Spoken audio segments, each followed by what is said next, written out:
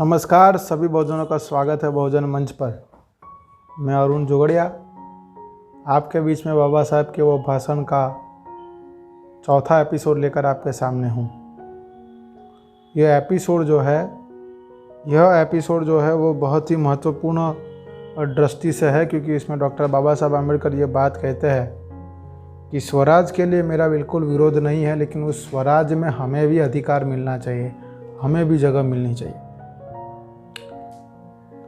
यह स्टेटमेंट जो है वो डॉक्टर बाबा साहब आम्बेडकर ने 15 जनवरी 1946 में सतारा में ये स्टेटमेंट डॉक्टर बाबा साहब आम्बेडकर ने दिया है।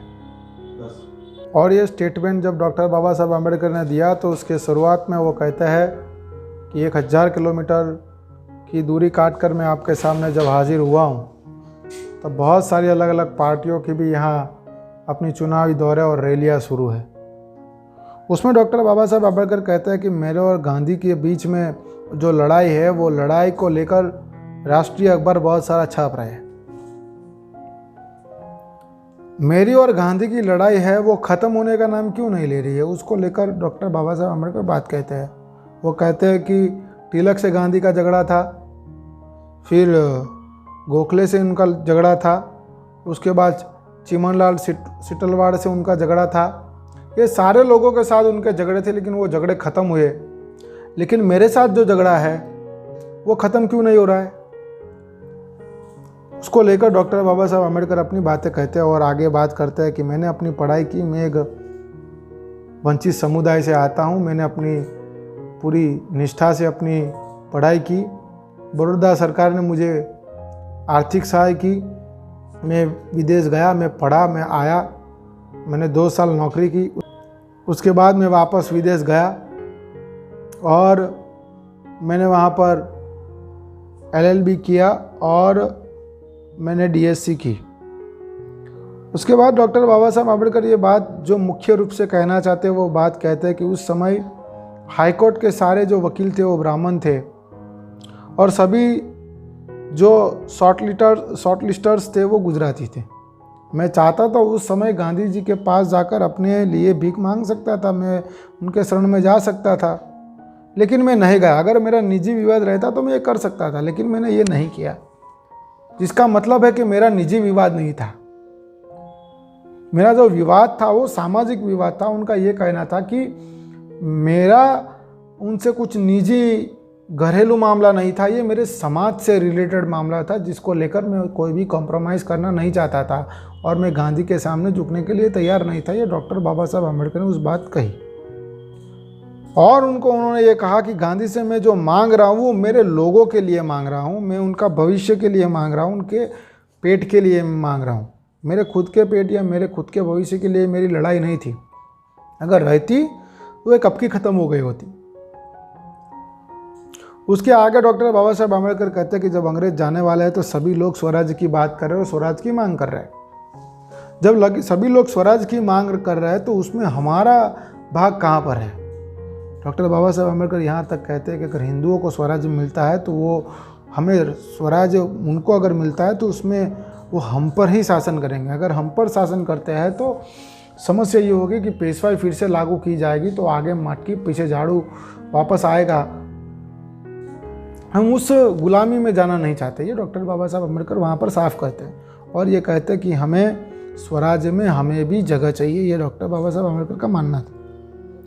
उसके आगे वो बात कहते हैं कि जब हमें अधिकार मिलने वाला था तब सेकंड राउंड टेबल कॉन्फ्रेंस में मैंने सारे अधिकार, राजनीतिक अधिकार मिले, लेकिन उसको जब अधिकार मिले तो उसको गांधी ने पूना की येरवडा जेल में अनशन करके उस अधिकार का खात्मा किया और पूना पैक्ट किया।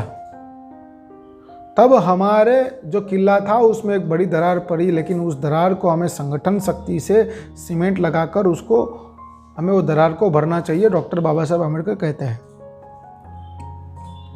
आगे उन्होंने एक बात कही जो बहुत महत्वपूर्ण रेफरेंस माना जाएगा। जो लोग बहुजन मूवमेंट में गांधी को ज़्यादा मानने वाले लोग हैं उनके लिए ये बहुत महत्वपूर्ण रेफरेंस होगा। मद्रास के दौरे के डॉक्टर बाबा साहब आम्बेडकर बात करते हैं कि गांधी जी के मद्रास का दौरा था और उसमें एक पत्रकार डॉक्टर एक पत्रकार गांधी जी से सवाल करता है कि आपका और अछूतों का, अस्पृश्य लोगों का जो मनमुटाव वो ख़त्म क्यों नहीं हो रहा है। और गांधी जी स्टेटमेंट देते हैं कि अंग्रेज लोगों ने अछूतों को अधिकार मांगने की लत लगा दी है। ये स्टेटमेंट जो है वो गांधी जी उस समय देते हैं।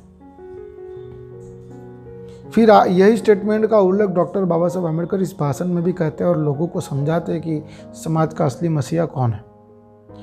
आगे संविधान की बात करते हैं। डॉक्टर बाबा साहब अम्बेडकर कहते हैं कि आने वाले समय में संविधान सभा होने वाली है, अंग्रेज इस देश से जाने वाले, तो उस संविधान सभा में हमें हमारे लड़ने झगड़ने वाले और हक अधिकार लाने वाले, समाज के लिए निस्वार्थ भाव से ना बिकने वाले और शिक्षा, नौकरी और लोगों का जो मौलिक अधिकार है वो लाने वाले लड़ाकू लोगों को हमें भेजना होगा। और उसके लिए हमें इस चुनाव में हमारे लोगों को साथ सहयोग देना होगा। उसमें डॉक्टर बाबा साहब अम्बेडकर एक बात कहते हैं कि अगर कांग्रेस के लोगों ने हमारे जिन लोगों को टिकट दी है, मुझे उन पर भरोसा नहीं है, लेकिन अगर वो हमारे मुद्दे पे साथ समर्थन करते हैं तो मैं उनका समर्थन करूंगा।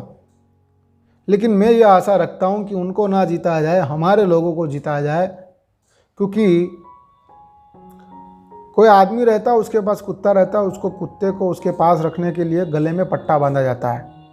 कांग्रेस ने यही उम्मीदवारों के गले में टिकट का पट्टा बांधा है और वो उनके वफादार होंगे, मुझे उन पर विश्वास नहीं है। ये डॉक्टर बाबा साहब अम्बेडकर इस भाषण में कहते हैं। इसके आगे डॉक्टर बाबा साहब अम्बेडकर डिपेंडेंसी पर बात कहते हैं कि हम अगर दूसरे पर डिपेंड रहते हैं तो क्या हमारे सामने परिस्थितियाँ खड़ी होने वाली है। डॉक्टर बाबा साहब अम्बेडकर एक जगह का उल्लेख करते हैं, फलटन करके वो जगह थी जहाँ 4 बीघा ज़मीन जो महारों को दी गई थी। वहाँ का राजा था, वो 500 ब्राह्मणों को हर दिन प्रतिदिन वहाँ पर खाना खिलाता था और खाना खिलाता था तो वहाँ का जो खाना बचता था वो महार लोग खाकर अपना गुजारा कर लेते थे। वो खेती नहीं करते थे, खाना उनको वहाँ से मिल जाता था। तो कुछ समय के बाद वहाँ पर जार जंगल होने लगे और वो जो खेती थी, उन खेती करने लायक वो ज़मीन नहीं रही और वो जंगल में तब्दील हो गई। जब वो जंगल में तब्दील हो गई तब लोगों को खाने के लिए नहीं मिलता था, लोग वहाँ से जूठा खा लेते थे और धीरे धीरे महारों ने अपनी ज़मीन जो थी वो ब्राह्मण बनियों को वहाँ पर देना शुरू कर दिया और वैसे अपना गुजारा करने लगे। जब ये बात वहाँ के राजा को पता चली तो उसने जाना कि वहाँ मुफ्त में जूठा खाना मिल रहा है, इसके लिए वह जाति जो है वो अपनी ज़मीन खो रही है। तो उसने ये खाना खिलाने का कार्यक्रम बंद कर दिया। जब खाना खिलाने का कार्यक्रम बंद कर दिया तब जानकारी में ये आया कि ये जो कार्यक्रम था वो थमा। लेकिन उसमें डॉक्टर बाबा साहब अम्बेडकर बात करते कि 1874 के पहले की जो ज़मीन है उन्हें वापस लाने के लिए मैं भी असमर्थ हूँ। यह चीज़ जो है वो डॉक्टर बाबा साहब अम्बेडकर डिपेंडेंसी पर एक लाइव एग्जाम्पल देते हैं।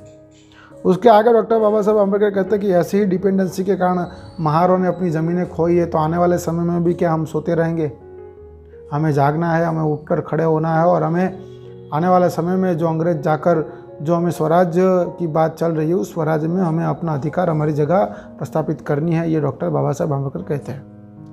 डॉक्टर बाबा साहब अम्बेडकर ये भी कहते हैं कि लड़ाई हमारी पॉलिटिकल पार्टी और पॉलिटिकल पार्टी के बीच में नहीं है। लड़ाई जो है वो Congress versus schedule caste federation की है और इसमें हमें एकजुट होकर ही इस लड़ाई को जीतना होगा और कांग्रेस का सामना करना होगा।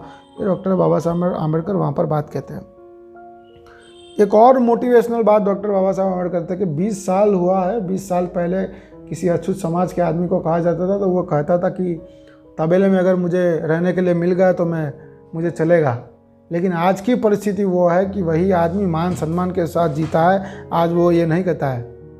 जिन लोगों को झाड़ू लगाने के लिए विधिमंडलों में रखा जाता था उनके आज 15 उसी वर्ग से 15 प्रतिनिधि मंडल को मैंने आज वहाँ पर विधिमंडल में बैठाया है।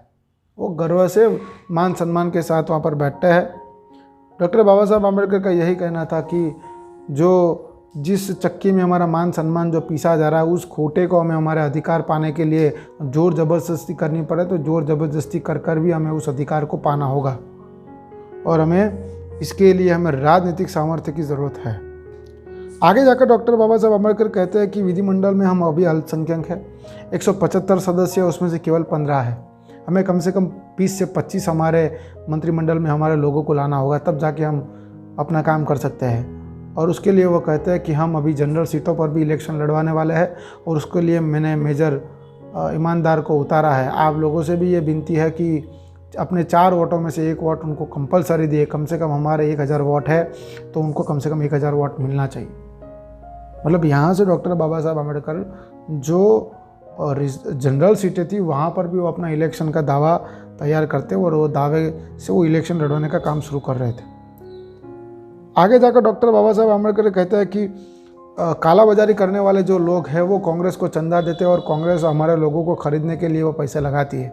हमारे पास ऐसे लोग नहीं हैं और हमारे पास निष्ठावान लोग हैं केवल, और वही लोग इलेक्शन के लिए अपना सामर्थ्य दें और अपनी तैयारी करें।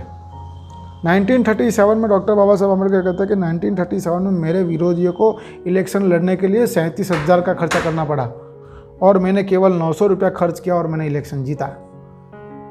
तो लोगों को ये मोटिवेशन डॉक्टर बाबा साहब आम्बेडकर देता है कि इलेक्शन लड़ने के लिए केवल पैसे की ज़रूरत नहीं है, निष्ठा की ज़रूरत है और ये हम करेंगे।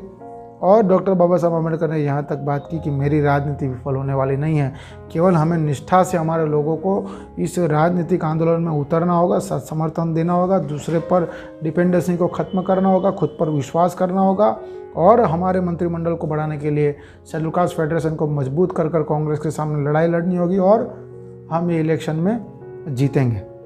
ऐसी बात कर डॉक्टर बाबा साहब आम्बेडकर अपना ये भाषण पूरा करते हैं, लेकिन ये बहुत महत्वपूर्ण भाषण है। आशा रखता हूँ आपने बहुत कुछ सीखा है। ऐसे ही बहुत सारे वीडियो, नए भाषण लेकर मैं आपके सामने मौजूद रहूँगा। तब तक के लिए इस चैनल को देखें, इस वीडियो को लाइक करें, सब्सक्राइब करें, यूट्यूब चैनल को बेल आइकन पर क्लिक करें और अन्य लोगों को इस बहुजन मंच से जुड़ने के लिए अपील करें। आपने मेरी बात ध्यान से सुनी, इसके लिए आभार। ऐसे ही बहुत सारे वीडियो आपके सामने हम लाते रहेंगे। तब तक के लिए देखते रहिए बहुजन मंच। आभार।